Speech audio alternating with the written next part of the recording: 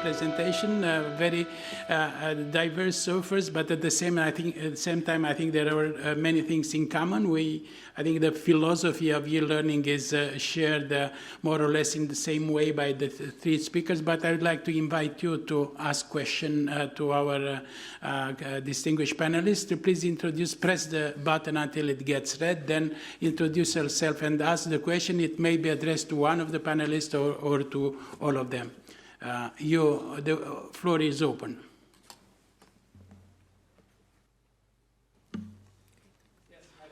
Please. I'm Dr. Hema from Ministry of Higher Education, Sultanate of Oman. This question is common for any three panelists. Anyone can answer. How is your organizations going to deal with ethical considerations in the various assessment process?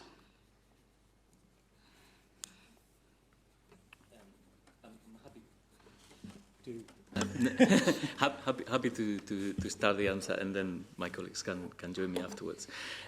Yes, the issue of assessment online is a really important one. And I would take it back to the issue of assessment on normal on-campus education. Over the last 10 years, we have learned so much, and our pedagogies have developed really far and quick, and our understanding of how people learn and how we can make those things happen in a classroom has really moved on. And some of the teaching and learning practices you see in universities on campus have changed quite a lot, but the assessment practice hasn't changed at all. We're still assessing students the same way we were assessing them 40 years ago on campus.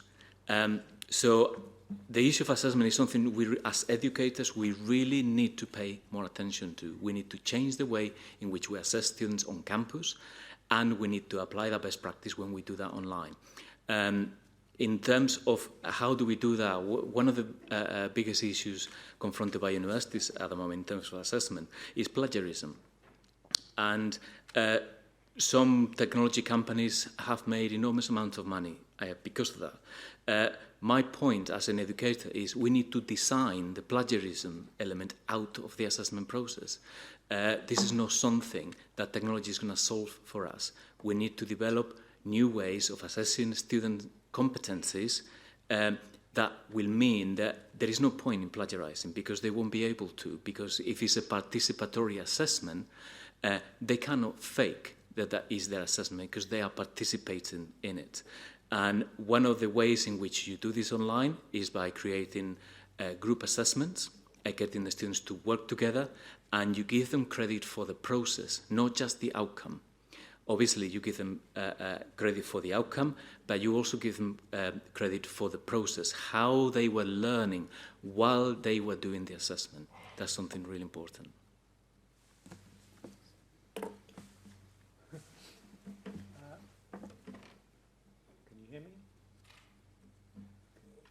Let's try. Oh, okay. So I agree with that. We also use both peer assessment and group work as part of the assessment process. That doesn't actually overcome the problem of how you're going to monitor it and make it secure. So, but certainly peer assessment and the assessment of group processes is part of a lot of undergraduate activity and some postgraduate activity at the Open University. I think it's probably worth separating out formative assessment from summative assessment as well. So the summative assessment at the Open University and undergraduate programs, the final piece of work is often still a fairly traditional exam performed in a particular location around the world. So we do exams around the world. But a lot of formative assessment can be done online. I mean, we're using Turnitin as well and plagiarism checkers. There's lots of machine-led activity that we can provide feedback to our learners on as they're building up their confidence. Part of assessment is not just, does this person know what they're supposed to know, but are they making progress, real progress towards it, and do they feel confident in that? And actually the machine can provide quite a lot of feedback. Artificial intelligence systems can mark open-ended content.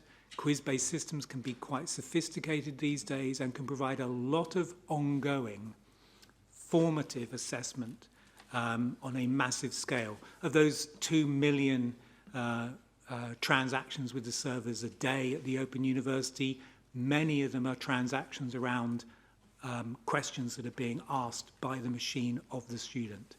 But they are mostly in the formative assessment mode rather than the summative assessment mode. We still do a lot of exams on location. Thank you, Andrew.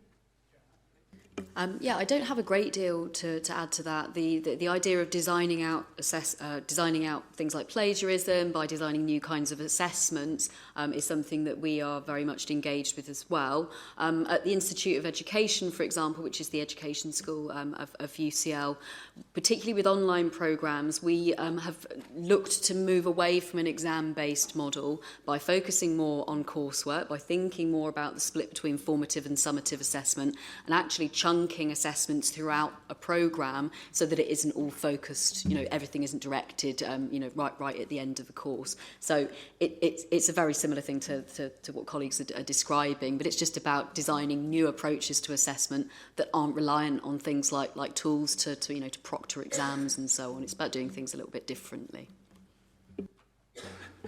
Thank you, Joanna. Back to the audience. Okay, thank you very much indeed. My name is Sadiq Musa. I'm from Multimedia University.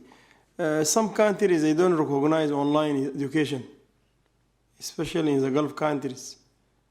This is one of the big challenge. I don't know how you overcome this. Then, secondly, some program is considered to be just selling certificates. It's not real education. I don't know how you solve this challenge. So these are the two challenges actually facing the online education.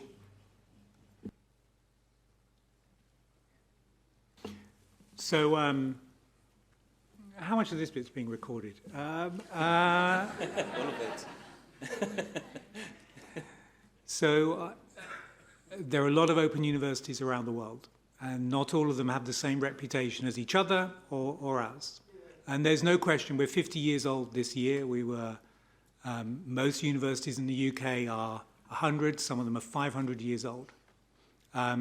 We had a major challenge to persuade the population that you could study, particularly if we have no entry qualifications whatsoever, to persuade the British public that this was a degree worth having. There is no question, even after 50 years, we carry a legacy of being very nervous that the quality of our exams, the quality of our teaching, and the quality of the degrees is as good as any other university. Employers notice it, and it's not a problem. I think you need to be very careful in looking at some of the other online learning providers around the world and think that they are a model of best practice. Not because they're not necessarily, but because it could leave you in a very complacent position while Stanford, Harvard, MIT, Google, Apple, major employers, major universities, Cambridge, UCL, Oxford, all go online. And they've been going online in the last 5 years on a very significant scale. The Open University could never have believed it would be in partnership with some of the most prestigious universities around the world by launching an online platform. It is now, and it's shifted the perspective and sense of confidence I think that we have about what we do. So be very, very wary of potential government complacency that somehow online learning is not good enough. If you need to do anything, look at the US and ask yourself the question whether if Stanford, Harvard, Yale, and MIT, and Cambridge, and UCL are all involved in it, whether there might be something that's worth considering. It can be done very badly, even by great institutions, and we can do it really badly as well, and we have done. But please don't think, I think the tide around online learning may be shifting. It will ebb and flow. There will be problems with it. But there is a real danger that somehow the game with online learning is up. It was over 10 years ago. It's really, my personal position is it's really not. Any other? Yes, please. Yeah, I would like to add to that. I completely agree with. And you're absolutely right. There are parts of the world where online education has been tainted with this is a second-class type of education. And the reason for that is, I alluded in my presentation, is because in the early days of online learning, most of it was done really badly. So online learning very rapidly got this reputation of being, okay, if you cannot do proper education, you do it online. So how do we counter that? By offering quality. The only way out of that is actually delivering courses that have got the highest quality standards possible. Our motto in Cambridge Education Group when we do online courses is the course at the end of it is got to be of equivalent quality of a course on campus or higher. If we cannot deliver the same quality as we would on campus, we will not do that program. And I think that's the way to overcome that problem. And Andrew alluded to it, it's all about provenance. And that's why we partner with other universities and we make sure that these are always courses that have got the backing of an academic team with reputation, with research profiles. This is an education that is of equal quality. It will take time to overcome those problems that were created in the early days of online learning, but we're working towards that. I completely agree with what other panellists are saying. From a slightly more practical perspective, at UCL, lots of our online short courses are non-credit bearing. You don't get a degree, you don't get any credit whatsoever, and yet in some contexts people would, it would be completely understandable for people to debate their validity on that basis. However, something that we've worked quite hard to do in the last couple of years is to accredit those courses in other ways. So we have short courses for continuing professional development purposes that are accredited by specific professional bodies, both in the United Kingdom but internationally as well. So we have a course around perioperative medicine at the moment that is accredited by the Royal College of Anaesthetists based in London, but it also has accreditation from the relevant, the sort of aligned body in India and in Colombia. And on that basis, people taking those courses are recognised by their, their professional association. So it isn't for UCL credit, it doesn't translate to an award, but there is validity provided to it in that way as well. This isn't something that we just go out and try to get, just a badge that we're putting on the course. If we go after that kind of accreditation, we work with that professional body in order to ensure that it's meeting the kinds of skills gaps or needs that are present within their country. So it's doing things in an alternative way. It's not a university degree, but there is still some form of validation that's applied to it. I have another potentially, don't recall, no, I'll say it anyway, potentially dangerous thing to say, which is, and it's a bit of a challenge. If you don't believe in online learning and you're a traditional provider outside of the US and possibly outside of China and possibly outside of Europe, you are in deep danger, because the other downside to the other very large elite organizations getting into online university, online provision, is that it's a global movement. And it is in severe danger unless you grip and own your own solution to online learning. You are in, I think, it's a warning, I think you're in real danger of a global movement of online provision in which you are not part. And that is a real problem for anybody that cares about a really culturally rich, culturally sensitive, locally sensitive education provision. Because unless this provision is open and inclusive, we're going to have monoliths of providing of higher education providing. So I think a major shift over the next 5 years is doing anything we can to encourage local provision of online capacity building, which I think why so many people around this group are doing not just the provision of learning and systems, but trying to make sure the capacity to generate solutions locally is there. Otherwise, there will be 5 degrees you can take. Thank you, dear panelists. I think that already the three universities represented at this panel are very convincing and eloquent. I think they are already on top of your preference list. I have to confess that I, as a coordinator of a GIU review on learning, I picked up the MOOC course myself. And the only regret I have that I didn't wait for this roundtable to make my choice, but I'm sure that they will be on my list of preferences. Madam, you have the floor now, and then the gentleman in the third row. Thank you. My name is Sumaya Ibrahim. I'm working at Paddington Development Trust, organization based in West London. Delivery course is City and Guild qualification up to level 4.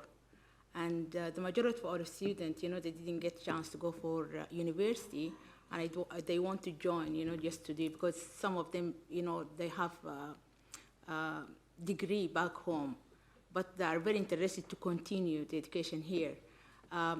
My question is for those people who are delivering online courses.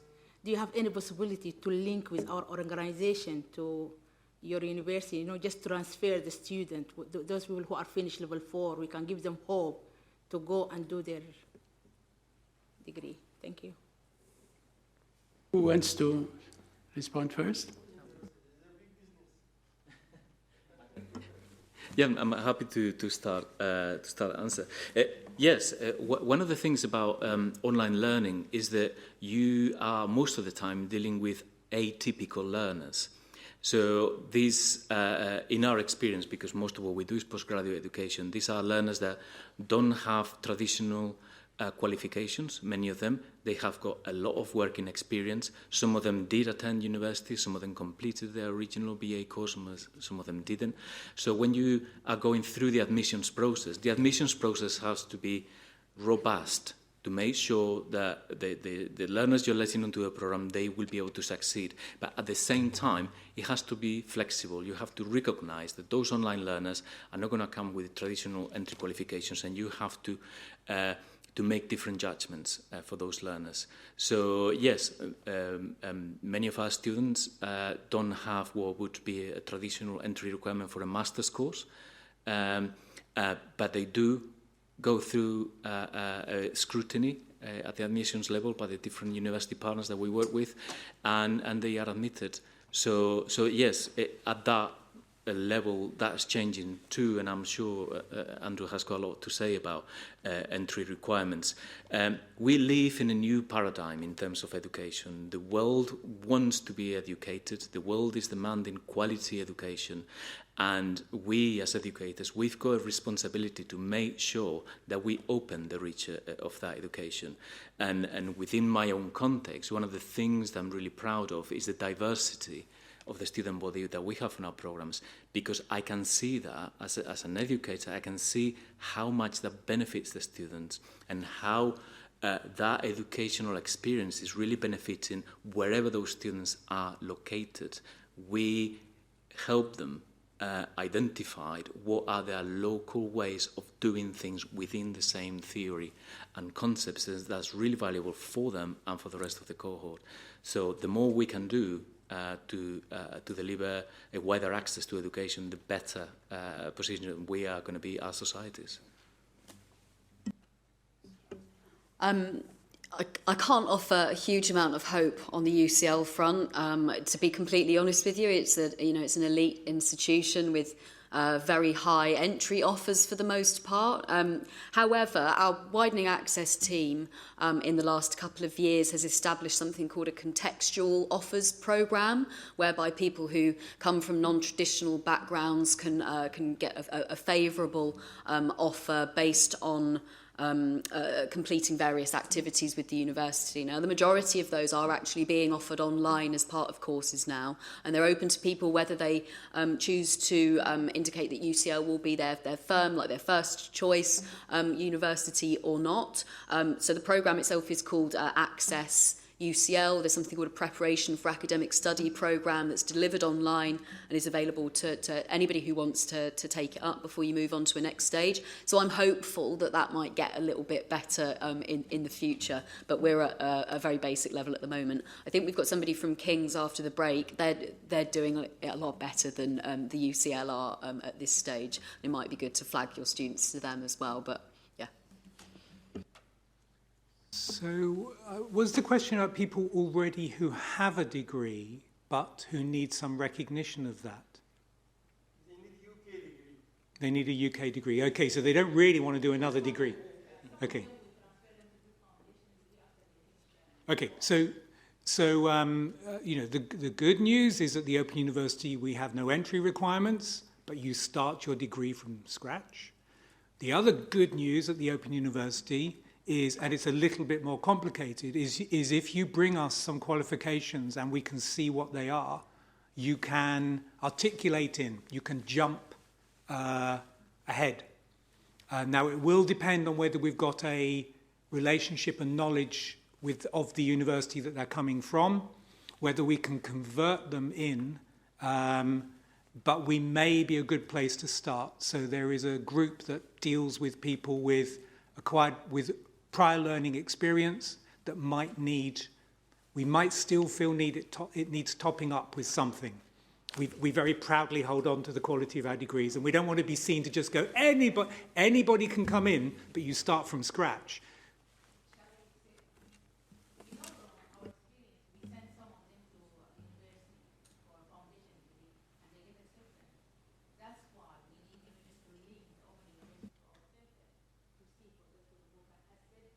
From there to do these courses.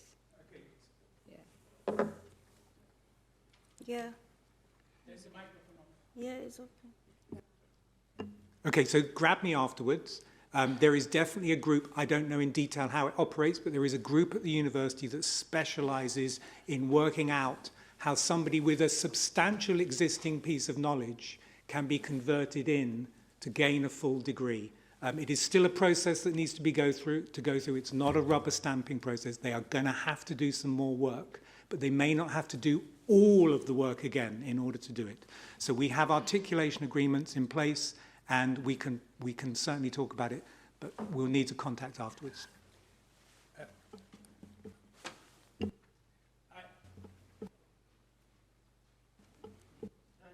Okay, I will take the last two questions for gender balance, the gentleman on the center and the lady, and the ladies on my right, so the last three questions, and then Professor Alam, obviously, yeah, okay. So I would ask you I would invite you to ask the questions, and then we will respond to all three of them, and then to end the process, I will invite Professor Alam. So, sir, please.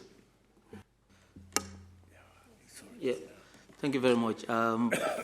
My name is Dejan Davis from University of East London.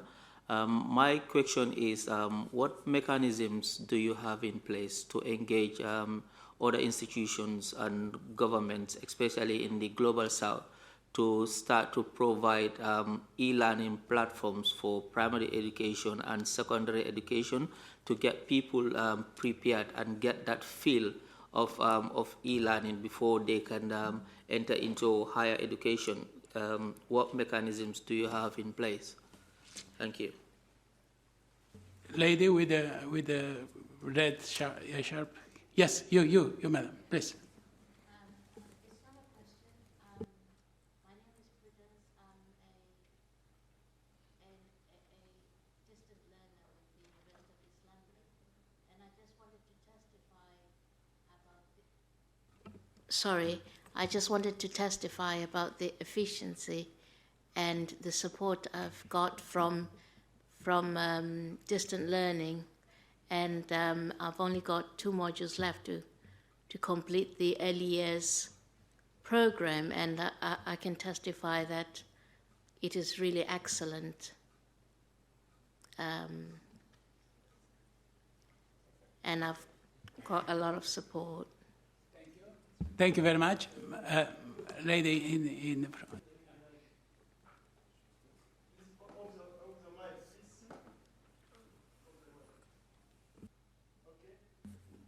Okay. Good afternoon. Well, I would like to thank you for your presentations. I am Janice Lalu from the University of East London. And my question goes to Mr. Andrew Law.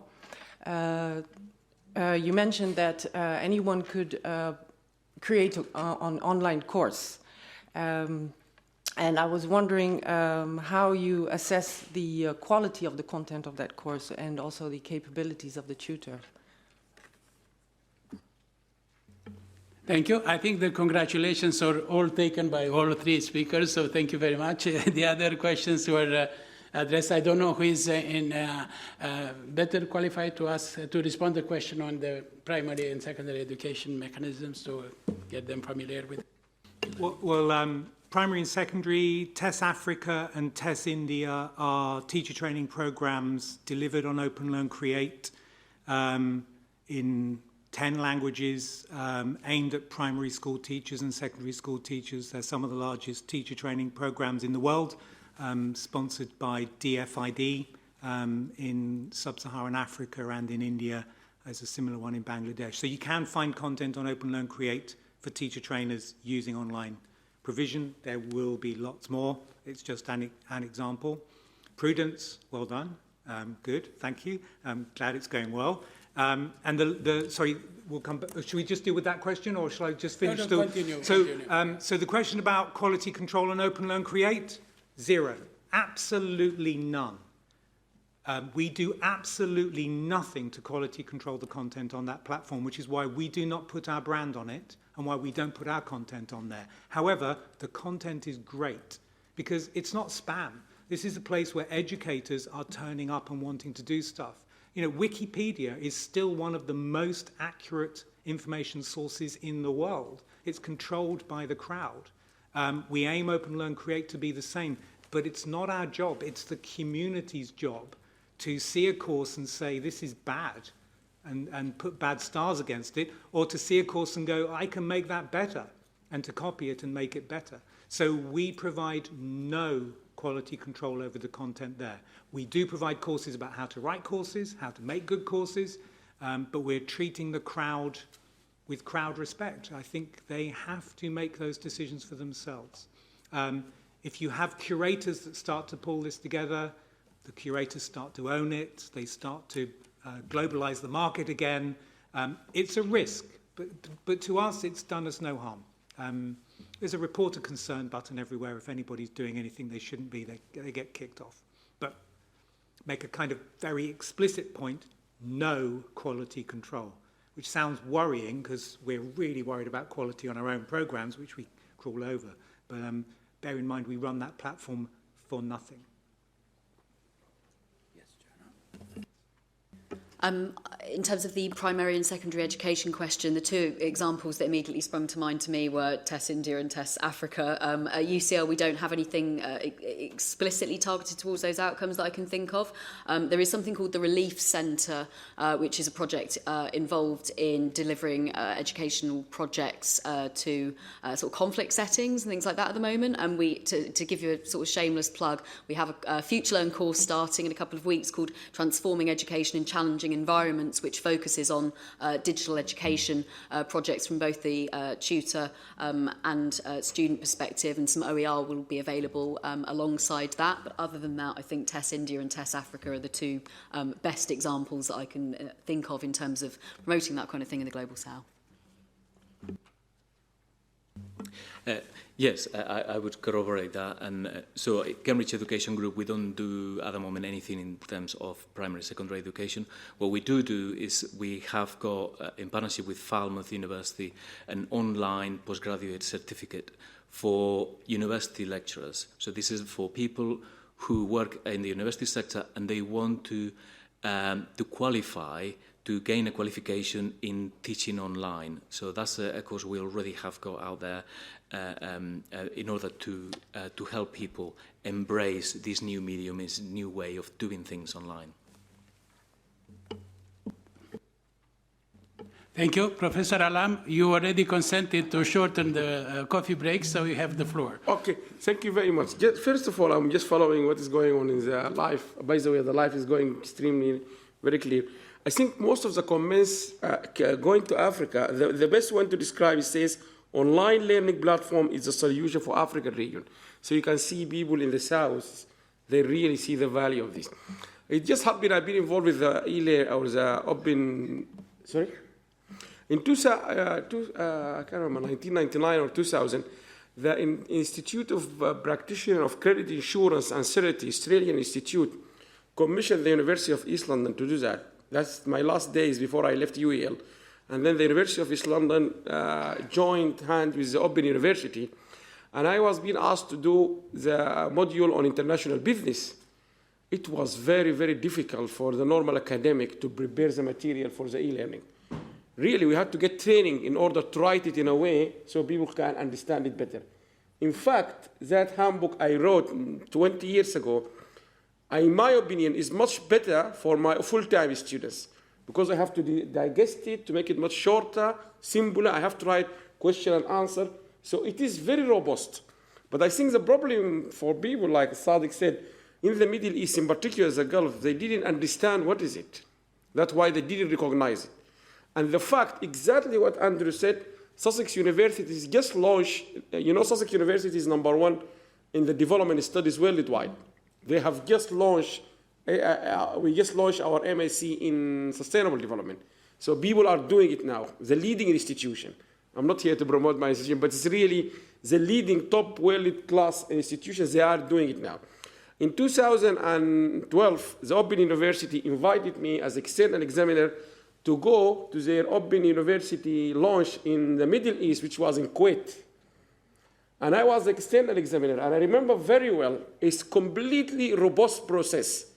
So I was external for the business and money. I'm not here to promote the Open University. I never worked for the Open University, but that was very robust.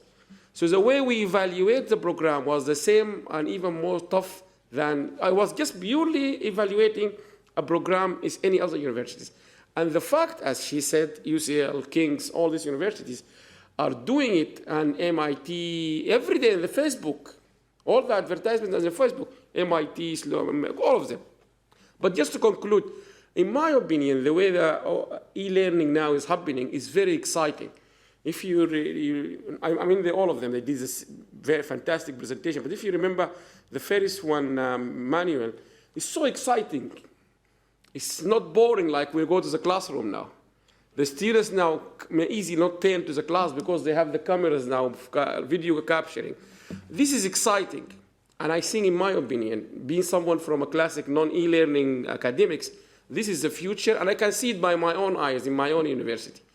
And I think it holds lots of future prospect for developing countries who they have difficulty accessing people like those in the room. And if you just watch how they are interacting with this, it's a tremendous opportunity for them to listen to you guys from Africa, from Middle East, from everywhere. So I think there's definitely a future. And what is so embracing me, and I'm very glad, I think you have done justice to our award to you, Jai.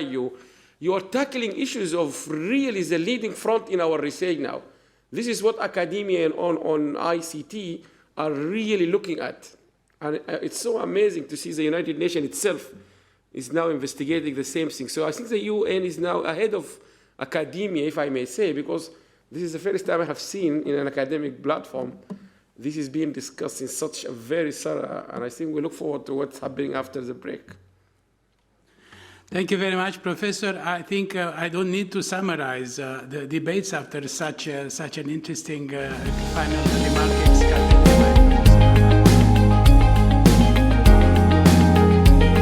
So please remember, if we all help and do a little bit, it will make a big difference.